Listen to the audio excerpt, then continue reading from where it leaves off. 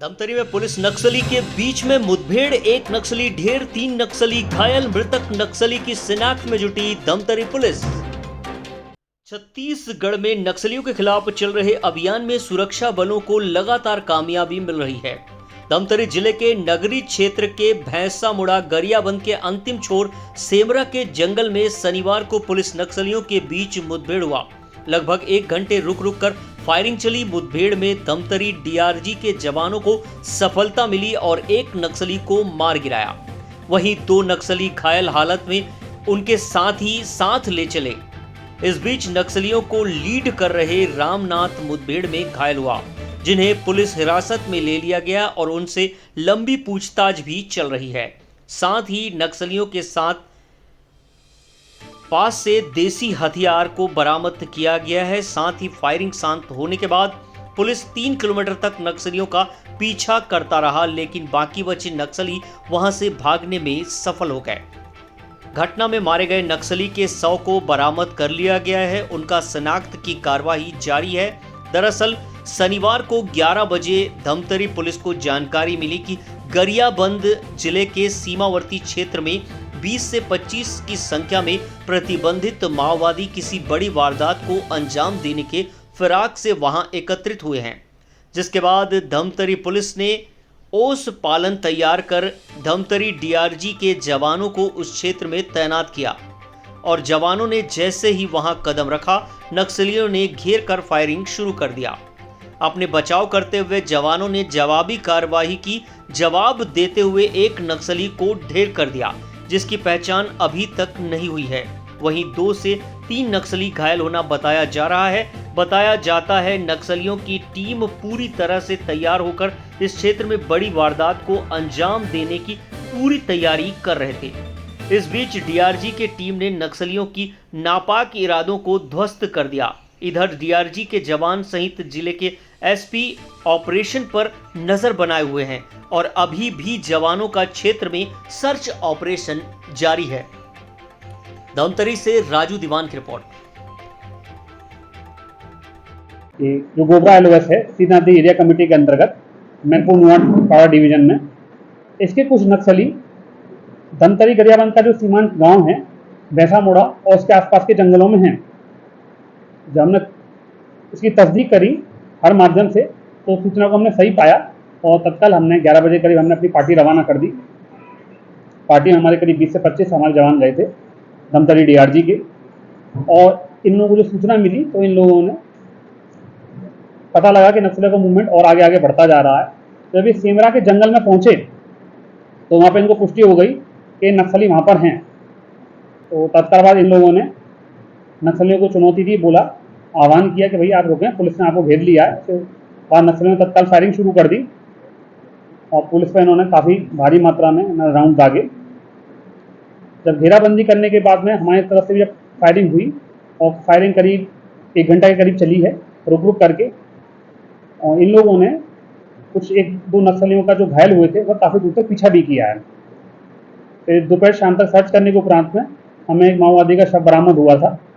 ये पुरुष माओवादी है और जितनी अभी तक हमें जानकारी मिली है ये उड़ीसा स्टेट कमेटी का है। अभी पहचान कार्रवाई हमारी चल रही है। इसके साथ साथ माओवादी के साथ साथ हमें एक छोटा देसी हथियार भी मिला है, जिसमें 315 का राउंड लगता है। एक मोबाइल फ़ोन मिला है, कुछ दवाइयों के पर्चे मिले हैं, दैनिक उपयोग की सामग्री के पर्चे भी मिले हैं वहाँ से, एक पैकेट मिला है। इस मोबाइल फ़ोन में जो है नक्सल साहित्य है, नक्सल गाने हैं, नक्सल वीडियो हैं, यही सब है। अभी वर्तमान में पुलिस जो है जो बाकी की विधिक कार्रवाई रहती है, एफआईआर वगैरह दर्ज कर रही है, पोस्टमार्टम की कार्रवाई कर रही है। नक्सली जो हमें उम्मीद है, हमारे लड़कों ने देखा है 2 नक्सली घायल होने की उम्मीद है। इसमें एक की पुष्टि कर रहे हैं कि रामदास जो है एलओएस कमांडर है गोबरा एलओएस का, वो निश्चित तौर पर घायल हुआ है। उसका इन लोगों ने पीछा करते करते सुपर डोंगरी तक गए। सुपर डोंगरी जो गरियाबंद में पड़ती है उसी घाटी तक गए।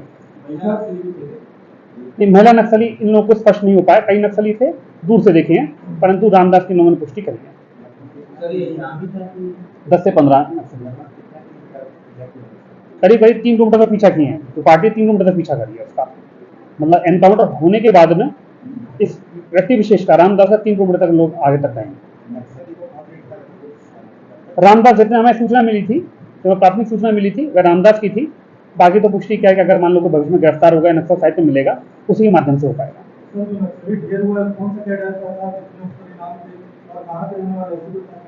ये अभी हमें स्पष्ट नहीं हो पाया है ना। कई लोगों से हमने पूछा है तो अलग अलग लोगों का अलग अलग मत निकल करके आ रहा है। संभवतः शाम रात तक या हो सकता है बस्तर से कोई संपर्क करे तभी स्पष्ट हो पाएगा। सर, मृतक की सभी मीडिया में एक प्रकार से वासुदेव को डिक्लेयर किया जा चुका है मीडिया के साथ, तो पुलिस इसको जानकारी कैसे नहीं मिल पाई? नहीं, जो मैं बता रहा हूँ उसमें कुछ लोग इसका अशोक नाम बता रहे हैं, कुछ लोग इसका आंसू नाम बता रहे हैं, कुछ लोग इसका वासु बता रहे हैं। तो एक बार जब स्पष्ट हो जाएगा कि इसका क्या नाम है उस पर हम इसको घोषित करेंगे, क्योंकि जहाँ तक अब जब तक हमें एकदम क्लियर नहीं होता कि हाँ वही व्यक्ति है या उसके परिजन आकर के पहचान ना लें, तब तक हमारे लिए थोड़ा सा हम सशंकित रहेंगे। एक बार परिजन पहचान कर लेते हैं या कोई ऐसा व्यक्ति रहता है जिसको पहले से जानता हो तो उस वक्त हमें स्पष्ट हो पाएगा। जैसे कि जो घायल महिला नक्सली है सिंधु है ना, तो उसको वासु नहीं बता रही, इसका नाम आंसू बता रही है और बता रही है कि आंसू भी इसका यहाँ पर जब आया है उसका अपनाया हुआ नाम है, परंतु क्या उसकी भी तबीयत बहुत अच्छी नहीं है तो उसको भी क्लियर नहीं है। अभी एक बार मान लो उसको बॉडी वगैरह का और बेहतर फोटो लेके उसे दिखाएंगे तो हो सकता है हमें पता लग जाए। जी हाँ, उससे हम लगातार हमें पूछताछ जारी है।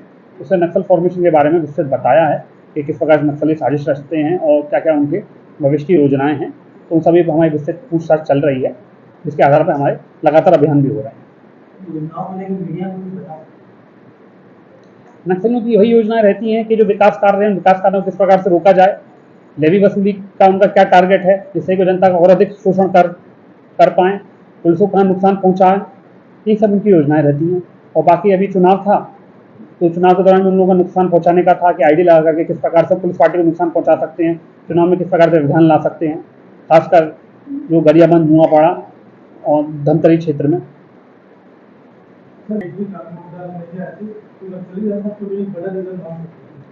उसमें जो हमें जानकारी मिली है उसका जो पड़ोसी गांव है घोरा गांव, उन्होंने पिछले विधानसभा में वोट नहीं दिया था क्योंकि उनके गांव का विकास नहीं हुआ।